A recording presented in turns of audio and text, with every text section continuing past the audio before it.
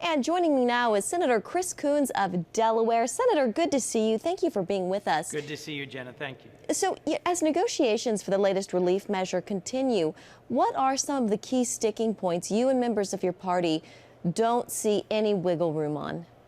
Well, one of our core concerns is more support for state and local governments. Over 1.5 million public employees have already been laid off due to the dramatic revenue shortfalls that state and local governments are facing.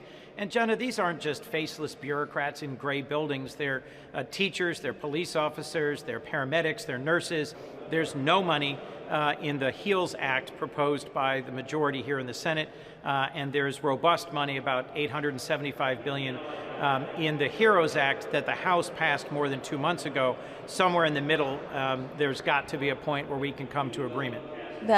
On extra employment aid, Republicans say we're paying some people more to stay home, which hurts the workforce and the economy. Senator, remind everyone how lawmakers originally came up with that $600 figure. Well, it was a bit of a mess, Jenna. I'll remind you, 4 months ago when we passed the CARES Act, the economy was in free fall. Millions of people were losing their jobs, and we tried to craft a more responsive solution that varied from state to state, because some states have an unemployment insurance program that provides just $275, which is the lowest in the country. That's in Florida and Alabama. Other states, Delaware's in the 400 range, some in the 600.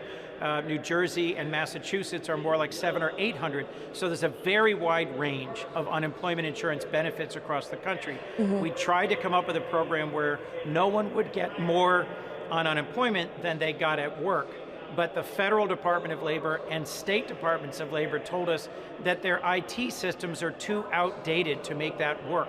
So we took an average. 600 is an average of the gap between what folks were losing as they were losing their jobs in terms of their earned income and what they were getting from their states, to try and encourage people, frankly, in the first weeks of this national pandemic, to stay home.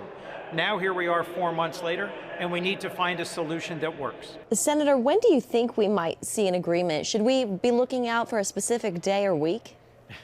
Well, I'm hoping and praying for this week because, frankly, my phone is blowing up with folks from Delaware who are calling to ask, when are you going to get this done?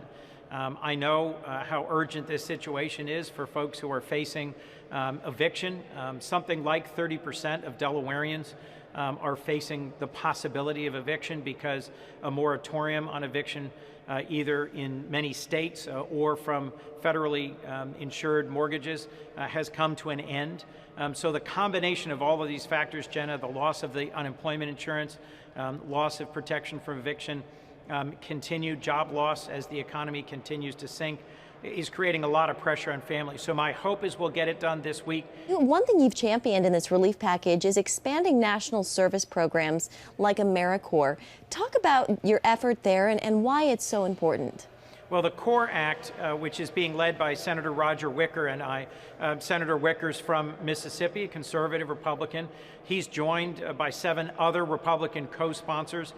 They've joined with a group of Democrats, myself and Senator Duckworth of Illinois, Senator Booker of New Jersey, Senator Klobuchar of Minnesota. Many of us have seen the very real impact that national service has on communities, on the young people who typically serve in AmeriCorps.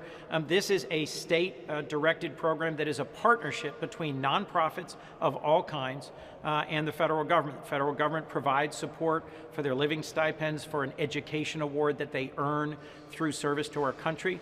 And then it's designed and run locally. So nonprofits of all kinds engage younger Americans in dealing with hunger, in helping rebuild homes, in supporting public health and outreach, and strengthening our schools.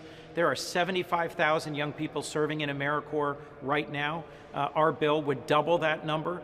And in a year when millions of Americans have seen either their job prospects or their path towards higher education going sideways or backwards, this would be a great way to recognize the importance of giving back to our country and to provide an opportunity for folks to gain some skills. Senator Chris Coons of Delaware, we have to leave it there.